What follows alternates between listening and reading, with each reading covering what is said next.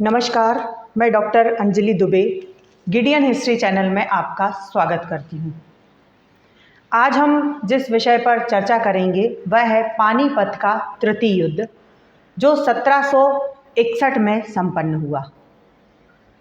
अहमद शाह अब्दाली, जो अफ़गान देश के कबीले का नेता था, वह भारत आया और उसने भारत पर आक्रमण किया, पंजाब, सिंध और दिल्ली को जीता तथा मराठों को धूल चटाकर वापस गया। इस आक्रमण से अंग्रेज़ों को ये समझ में आ गया कि दिल्ली में कोई मजबूत व्यक्ति नहीं बैठा हुआ है और मराठों में आपस में एकता नहीं है। इसके पहले के वीडियो में हमने कर्नाटक के 3 युद्ध देखे, जिनमें जो अंग्रेज हैं वह एक तरह से कर्नाटक में सर्वे सर्वा हो चुके थे, लेकिन अभी उनकी ऊपर जाने की हिम्मत नहीं हो रही थी, क्योंकि मराठे उनको बिखरे हुए दिख रहे थे। पूना में भी मराठे थे, इंदौर में भी मराठे थे, ग्वालियर में भी मराठे थे।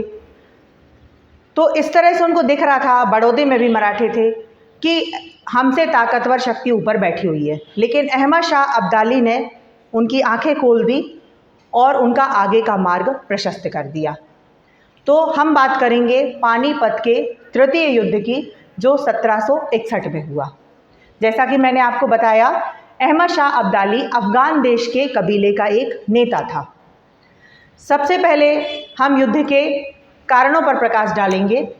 युद्ध का जो पहला कारण है वह है नादिर शाह के आक्रमण से प्रोत्साहन। 1739 में जब नादिर शाह ने भारत पर आक्रमण किया था, तो उस समय अहमद शाह अब्दाली उसका सेनापति बनकर भारत आया था और कहीं ना कहीं वह भारत के कोने कोने चप्पे से परिचित था और भारतीयों की सोच क्या है और किस तरह वह काम करते हैं, इन सब चीज़ों की जानकारी उसको थी। तो यही कारण है कि उसने भारत पर आक्रमण किया, क्योंकि उसको बहुत अच्छे से विदित था कि अगर मैंने पंजाब जीत लिया तो सिंध दूर नहीं है, और अगर सिंध के मैदान तक मैं सिंध तक पहुंच गया तो दिल्ली दूर नहीं है, और दिल्ली में इस समय शासक कोई ऐसा मजबूत बैठा हुआ नहीं था। तो ये पहला कारण था अहमद शाह अब्दाली का भारत पर आक्रमण करने का। दूसरा जो कारण था वह था मुगल साम्राज्य की निर्बल स्थिति। सर्वविदित है कि 1707 में जब औरंगजेब की मृत्यु हो गई, उसके बाद कोई भी ऐसा मुगल शक्तिशाली शासक नहीं था जो दिल्ली को बांध के रख सके। दिल्ली से जुड़े प्रांत अपने आप को स्वतंत्र करने में लगे हुए थे। मराठों का वर्चस्व दिल्ली पर प्रभावी हो रहा था। यह सारी स्थिति कहीं ना कहीं अहमद शाह अब्दाली को मालूम थी और मुगल साम्राज्य की निर्बल स्थिति का फ़ायदा उठाते हुए अहमद शाह अब्दाली ने भारत पर आक्रमण किया। इसका जो तीसरा कारण है वह है मराठों की नीति। उस समय मराठों में पेशवा के पद पे बाजीराव थे। तो पेशवा बाजीराव की जो नीति थी, या मराठों की जो नीति थी, वह यह थी कि हम मुगलों को कैप्चर कर ले। उन्हें अच्छे से मालूम था कि मुगल शासक निर्बल हैं और दिल्ली को जीता जा सकता है, और इन्होंने साम्राज्य विस्तार की नीति प्रारंभ कर दी थी। यह बात भी अहमद शाह अब्दाली को मालूम थी और इसीलिए उसने भारत पर आक्रमण किया। अगला जो कारण है वह है मुगलों का मराठों से संधि करना। मराठा मुगल संधि जो 1752 में संपन्न हुई थी। ये जो मराठा मुगल संधि थी, इसमें ये तय हुआ था कि जब कभी भी दिल्ली पर खतरा आएगा तो मराठे मुगलों की रक्षा करेंगे। चूँकि ये संधि नवाब ने की थी, लेकिन मुगलों के कई बड़े जो अधिकारी थे, मंत्री थे, अमीर वर्ग के लोग थे, वह इस बात को बिल्कुल सहन नहीं कर पा रहे थे कि मुगल सम्राट मराठा आधिपत्य को क्यों स्वीकार कर रहे हैं। लेकिन अहमद शाह अब्दाली को ये अच्छे से विदित था कि मुगलों एवं मराठों इनमें आपस में फूट की स्थिति भी निर्मित है, जिसका उसने फ़ायदा उठाया और भारत पर आक्रमण किया। अगला जो मुख्य कारण है वह है सहारनपुर के शासक नजीब खां तथा अन्य मराठा विरोधियों के द्वारा अब्दाली को आमंत्रित करना।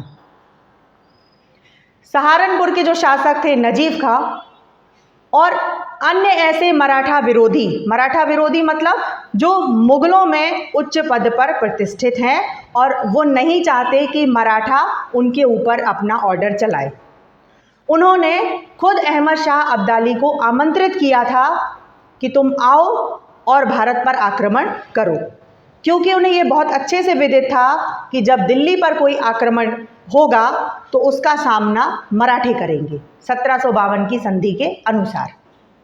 तो यह आमंत्रण खुद मराठा विरोधियों ने दिया, जिसके कारण अहमद शाह अब्दाली भारत आया और उसने आक्रमण किया।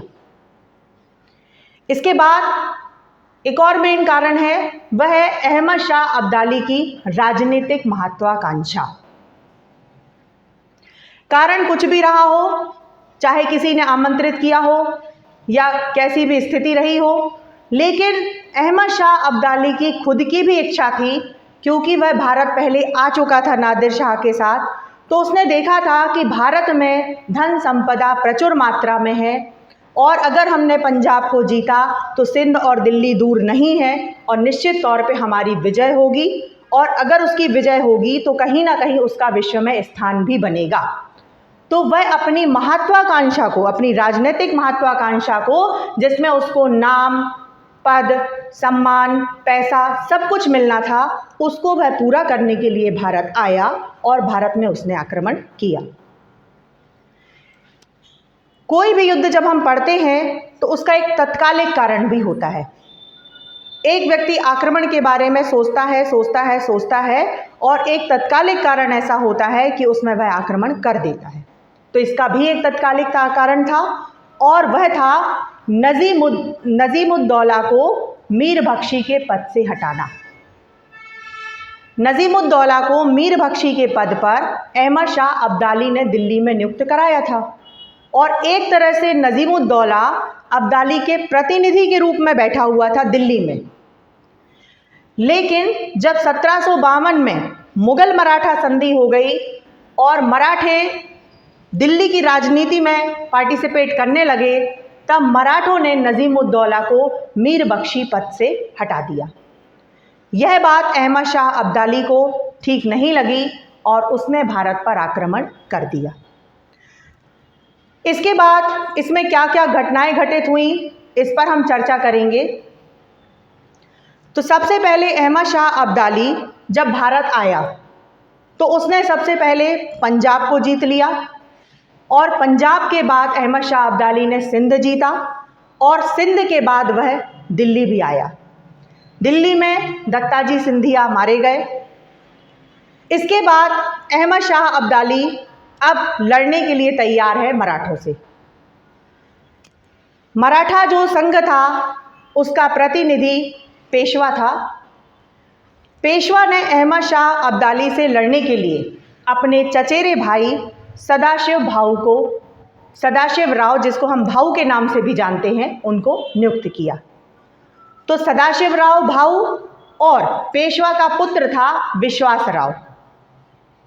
इन दोनों के नेतृत्व में सेना जा रही है लड़ने अहमद शाह अब्दाली से। अहमद शाह अब्दाली ने 28 अक्टूबर 1760 को यमुना के किनारे किनारे आगे बढ़ना शुरू कर दिया।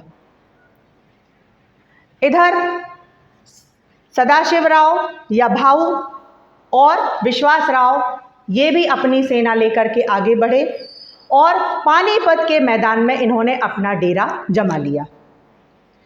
इसके बाद सदाशिव राव या भाऊ सोच रहे हैं कि पहले अहमद शाह अब्दाली आक्रमण करे और अब्दाली का सोचना है कि पहले मराठे आक्रमण करें।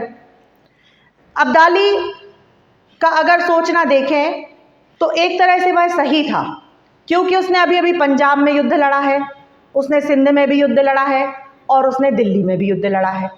तो उसको एक तरह से युद्ध विराम के जरिए रेस्ट करने का समय भी मिल गया। लेकिन सदाशिव भाऊ अगर दूर की सोचते तो अब्दाली इस समय थका हुआ था और इनको तुरंत उस पर आक्रमण कर देना चाहिए था, मगर सदाशिव भाऊ 2 माह चुपचाप वहां बैठे रहे। 2 माह बाद जब आक्रमण की योजना बनी तो पहले फतेह खां गार्गी के नेतृत्व में एक छोटा सा आक्रमण हुआ जिसमें वह पराजित होकर वापस आ गया। फिर सिंधिया ने एक आक्रमण किया और वह भी पराजित होकर के वापस आ गए। अगर हम सेना की बात करें तो सदाशिव भाऊ के पास 40,000 सेना थी और अहमद शाह अब्दाली के पास 60,000 सेना थी। उसका कारण यह था कि अहमद शाह अब्दाली अपने साथ जो सेना लेकर आया था वह तो ठीक है, उसके साथ साथ उसने पंजाब, सिंध, दिल्ली सब जीत लिया है और उसको आसानी से वहाँ से रसद सामग्री मतलब खाने पीने की चीज़ें भी प्राप्त हो रही हैं। दूसरी तरफ अगर हम सदाशिवराव या भाऊ की बात करें तो ये पूना से मतलब नीचे दक्षिण की तरफ से पानीपत की तरफ ऊपर चढ़े थे और अपने साथ रसद सामग्री भी लेकर के गए थे। और इतना ही नहीं, इनके साथ महिलाएं भी थी साथ में, क्योंकि सदाशिवराव भाऊ ने 2 माह बाद भी जब छुटपुट आक्रमण में इनको पराजय प्राप्त हुई तो उसके बाद भी ये डिसीजन लिया कि हम 14 जनवरी 1761 को मकर संक्रांति और मना लेते हैं और उसके बाद आक्रमण करेंगे। तो 14 जनवरी 1761 को मकर संक्रांति मनाई गई और फिर 9 बजे युद्ध प्रारंभ किया गया। जबकि सदाशिव भाऊ की स्थिति के बारे में किताबों में लिखा हुआ है कि इनकी खाद्य सामग्री तक खत्म हो गई थी, रसद सामग्री खत्म हो गई थी और बल्कि महिलाओं के जेवर बेच करके रसद सामग्री मंगाई गई थी। तो आप समझ सकते हैं कि महिलाओं के जेवर बेचकर रसद सामग्री आई, इसका मतलब पहले भोजन किसने किया होगा? बड़े बड़े अधिकारियों को मिला होगा, उन सैनिकों को बाद में मिला होगा जिनको लड़ना है मैदान में। खैर, इसके बाद युद्ध जो है वो प्रारंभ हुआ। भाऊ ने बड़े वेग से अहमद शाह अब्दाली के ऊपर आक्रमण किया। युद्ध बहुत अच्छा चल रहा था, लेकिन अचानक से विश्वासराव की मौत हो गई। विश्वासराव की जैसे ही मौत हुई तो सदाशिवराव भाऊ की ये गलती है कि उन्होंने उसका शव कंधे पर उठाया और वहां से पीछे की तरफ भागना शुरू करा। वह रुदन करते हुए पीछे की तरफ भागे। कभी भी जब भी कोई मुखिया पीछे की तरफ जाता है तो सेना पहले पीछे हो जाती है और नतीजा ये हुआ कि अहमद शाह अब्दाली इन पर भारी पड़ गया। और इस तरह से युद्ध के अंत में हम देखते हैं कि लगभग 75,000 मराठे जो हैं वो मारे गए थे। मराठों की पराजय के क्या कारण रहे? अगर हम देखें तो भारत में मराठे चारों तरफ फैले हैं, फिर भी वह हारे। इसका पहला कारण है अब्दाली की सेना में संख्या अधिक होना। जैसा कि जब हमने घटनाओं के बारे में चर्चा की तो हमने देखा कि भाऊ की सेना में 40,000 सैनिक थे और अब्दाली की सेना में 75,000 सैनिक थे। अब्दाली को चूंकि पंजाब से भी सेना प्राप्त हो गई थी और वह स्वयं की सेना भी लेकर के आया था, तो ये शायद कारण है उसकी पहली जीत का। दूसरा जो मराठों की पराजय का कारण है वह है रसद सामग्री। अहमद शाह अब्दाली को पंजाब से, दिल्ली से बराबर रसद सामग्री प्राप्त हो रही थी, जबकि मराठे पूना से ऊपर गए थे। रसद सामग्री की कमी के कारण इनको अव्यवस्था झेलनी पड़ी और इससे एक बात तो साफ है कि मराठे एक नहीं थे, क्योंकि इस युद्ध में कहीं भी होलकर या गायकवाड़ की कोई चर्चा नहीं हुई है। अगला जो कारण है वह है सदाशिवराव भाऊ का उत्तरदायित्व। सदाशिवराव भाऊ का जो उत्तरदायित्व था, एक मुखिया था, शायद वह उसने पूरा अच्छे से निर्वहन नहीं किया, क्योंकि जब विश्वासराव जो उसका भतीजा था वह मारा गया तो सदाशिवराव को उस समय अपने आप को दिमाग स्थिर करके अपनी सेना का प्रतिनिधित्व करना चाहिए था, सेना में जोश भरना चाहिए था, मगर हो गया उल्टा।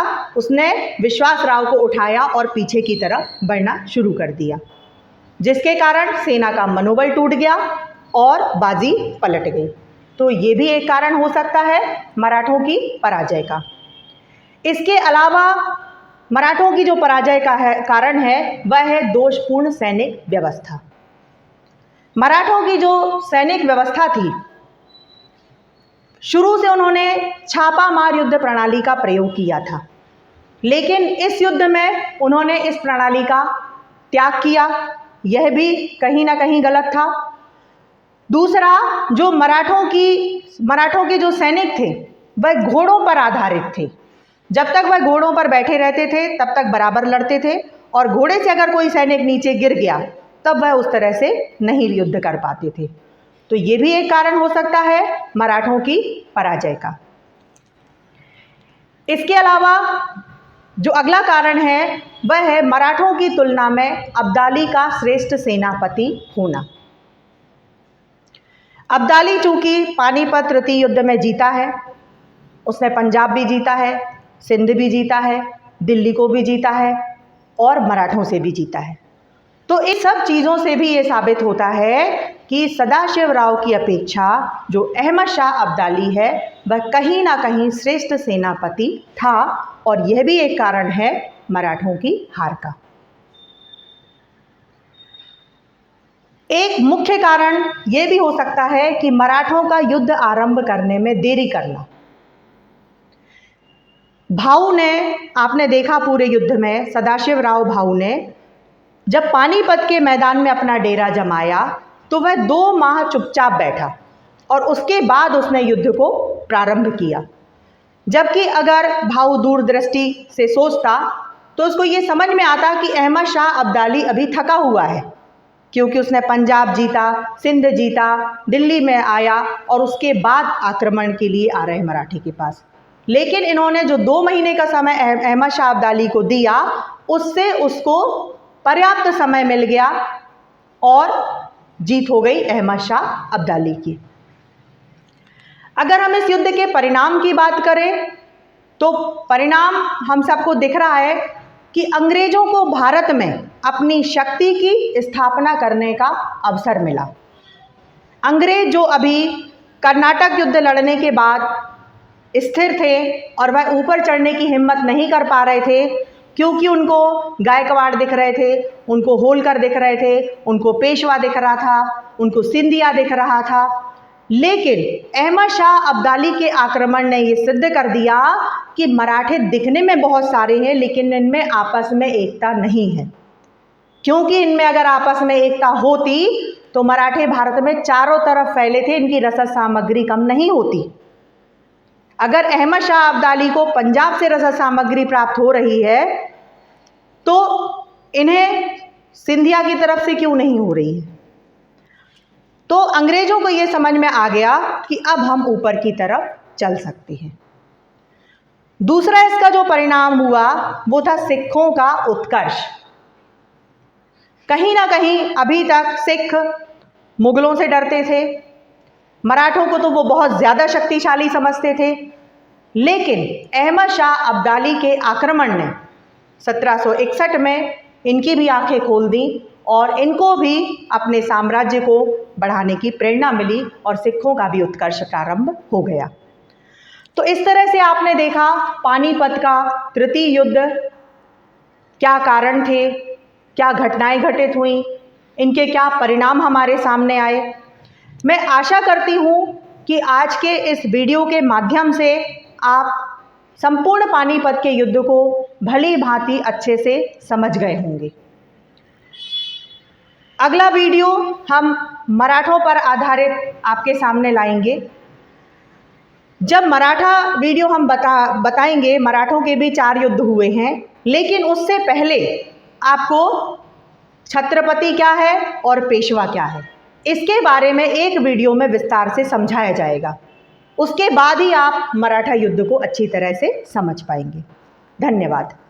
आज का वीडियो जिन संदर्भ ग्रंथों पर आधारित है वे आपके स्क्रीन पर हैं। यदि आपको ये वीडियो अच्छा लगा और भविष्य में आप भारतीय एवं विश्व इतिहास को क्रमबद्ध रूप से जानना चाहते हैं तो आप इस चैनल को लाइक करें एवं सब्सक्राइब का बटन दबाएं। आपके सुझाव सदैव आमंत्रित हैं। साथियों, इस चैनल का उद्देश्य किसी भी रूप में व्यवसाय बिल्कुल भी नहीं है। इस चैनल के द्वारा संपूर्ण इतिहास का ज्ञान पूर्णतः निःशुल्क प्रस्तुत किया जाएगा। धन्यवाद।